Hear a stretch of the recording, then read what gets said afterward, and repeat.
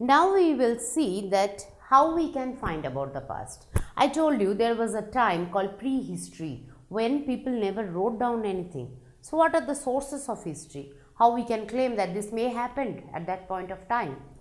This is the type of sources of history. They are of two types. One is archaeological sources, the another one is literary sources. Archaeological sources can be architecture, can be monuments, can be many artifacts that we found. I told you that the caveman in a cave maybe almost 7,000, 8,000 years back they were there in the cave. Now what we find there, the utensils, the stones they used, or maybe some of the utensils with mud they prepared, and that scattered there, the burnt thing using fire, they may burn food or something else. Now that turned to charcoal, and using now doing the carbon dating experiment, now archaeologists they are finding their time period also. So these all are the some of the evidence. Artifacts even help us to know about proto-history. If you learn about Indus Valley civilization time period, you will be finding many seals are there, edicts are there. You will find that many artifacts, whatever the toys they made, these all are the statues they made. These all are giving us evidences that how modified was the civilization, how they grew up, what was their art and architecture, what was the animals that was very common in their life, their food, their buildings, even the buildings they made, the architecture, the monuments, that also helping us. Even today, Taj Mahal, if you visit Taj Mahal, that is giving us a glimpse of a particular historical period. How was art and architecture at that time? How wealthy was the king who built such a magnificent building there? These all are we can get by archaeological sources. Next we are coming to literary sources. Literary sources mostly we find at the time of history when people started writing. Now there are also two types of literary sources. One is religious sources and another one is secular sources. Like Ramayana, Mahabharata, Gita, Puran, whatever it is written sources, they also, maybe they are myth, maybe they are some stories, but they are giving us the glimpse of the social system, how people were. Remember, in story cannot come in one of the poets or the writer's mind if there is no link with the present, whatever it is happening. So how king ruled, how it was there, we are finding now many evidences that whatever they have written, these all are true. Archaeological evidences are supporting these literary sources. So religious sources, another one is secular sources. The Arthashastra written by Chanakya, even today we consider it as the handbook of any of the politician. So many like this, many other religious and secular sources are there. They can be in the form of manuscript, they can be in the form of inscription, they can be in the form of edicts, they can be in form of books. Now how we are finding it. Manuscripts means the long written scripts. Manu means handwritten scripts. First there was no printing press, you know that. So the time when people started writing, they started writing using their hand. In a piece of birch paper or like handmade paper, they started writing down.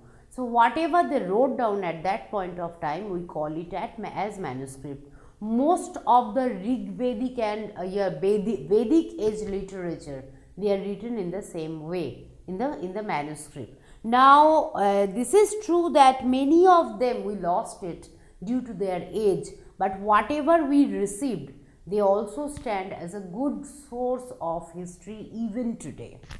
Next we are coming to the next part of what I told you that inscription. Inscription is something that on a hard surface when someone is writing something. Mostly the kings, they after they got some victory, like I can give example of King Ashoka. After Kalinga war, that was a massive victory, and how it changed his mind. The entire thing he wrote down, or he appointed someone to write down on behalf of himself, and he wanted that people must know that what exactly happened, and that act as a major source of Ashokan period history even today.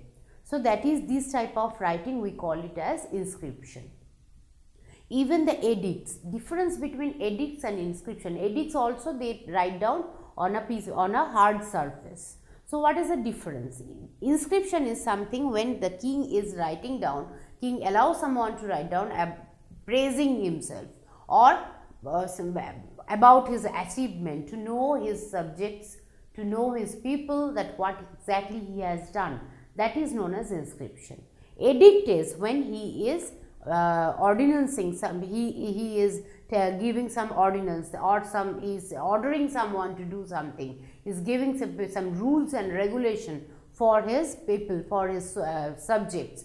That is known as edict. Both are on the hard surface, and both are a very important source of history even today, to know not only the pro-historical period but the historical period also. Their even the inscriptions we found in Indus Valley civilization, even today, though we are not able to decipher them, but their carbon dating test or the way they have written, that tell us a lot about that time period people. Now, what are the historians? In this way, if you see that historians are working as detectives. What detectives are doing? Detectives are finding out information using some clues.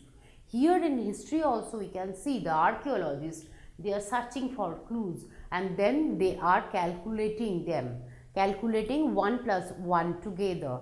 What these artifacts are telling about these people, is it anyway have some relevance with the literary sources which we received from that time period?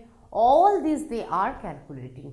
So they act as detectives. So we can even say that these archaeologists are history detectives. They are finding out the truth from whatever the clues they received, maybe sometime digging the art or the books or the edicts or the inscriptions. We cannot say that there is only one past for all. The way King Ashoka, he lived his life, we cannot claim that all his subjects, they also lived their life in the same way. So there are many people, they have many past. Maybe they are the part of one type of social system, but even at one point of time also, we can find many people, they have many past. Their lifestyle are different. Never ever the life of a very rich merchant is equal to a very old, very poor farmer. So if we search in that way, there is a common differentiate line we can find. One is rich, one is poor, where the poor person, they have their own way of living style, but the rich person, the administrators, their lifestyle was different. In Indus, we have experienced that there are two type of settlement, one in the upper city and one in the lower city. The lower city mostly for the people, those who are living their life using agriculture, and the upper city was for administrator or the people those who are doing some kind of business for them, or the people those who are the religious priest. It was their life. So in that way, life was clearly divided between them. Life was divided. At the same time, we can claim even their history was different. The history of kings, the history of a priest, the history of a common man, definitely they are different, though they are, if even we consider them from the same time period or same areas. Now we are coming about, we will be discussing about dates. In history, always you find dates. What are they? They can be written like BC or BCE or AD or CE. Now what is BC? BC is before Christ. When we started writing history, the people, they drew a clear line, and to keep the times clearly, they keep that time period of birth of Jesus as the timeline. Now, the incident happened before that is called as BC or BCE. BC means before Christ, BCE means before Common Era. Now we do not call it anymore like before Christ, BC, as it was not confined in some sector or some religious sector. So we started calling it as Common Era. So one time, a particular time period, we are calling it as Common Era. Before that period, we are calling it as before Common Era or BCE. Next we are coming as AD. AD means Anno Domini, that is era of the Lord. That means the time when Jesus was here. From his time to the next, Jesus is controlling us. That was the myth, and people started believing that, and the timeline also followed the same way. So AD is Anno Domini, and now we call it as CE, that is Common Era. The time period is same, only the name we have changed based on the development on the earth, based on the development on the mankind. So this is as a whole what we will be learning the coming days in the 6th class.